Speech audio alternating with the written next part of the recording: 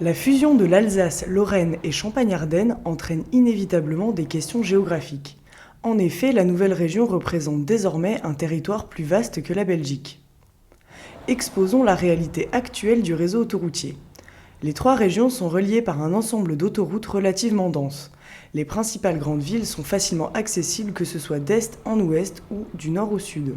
L'autoroute notamment A31 qui est à la fois un axe majeur à toutes les échelles puisque cette infrastructure nord-sud, elle est à la fois reconnue comme étant une des infrastructures majeures à l'échelle de l'Europe, mais aussi à l'échelle évidemment de la grande région, mais aussi à l'échelle intra-urbaine, puisque on sait les trafics sont très denses entre Nancy et Thionville. Si le réseau autoroutier ne présente pas de problème majeur, les infrastructures ferroviaires risquent, elles, de ne pas être assez conséquentes pour desservir la région.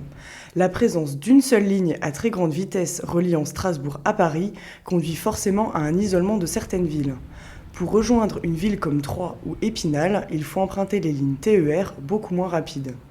Il y a une vraie réflexion sur la capitale, le lien entre la capitale et les grandes villes ou les petites villes pour que quelque part l'effet d'entraînement à la fois démographique et économique se fasse. Et on sait aussi que de facto, à partir du moment où il y a une forme de polarisation, des polarisations qui sont décidées, il faudra construire des infrastructures entre ces maillons urbains ou entre ces villes de façon importante. Parlons maintenant du prix. Un trajet Strasbourg-Troyes, qu'il soit en train ou en voiture, met près de 4 heures. Cependant, un trajet en train coûte en moyenne 90 € contre 42 € en voiture.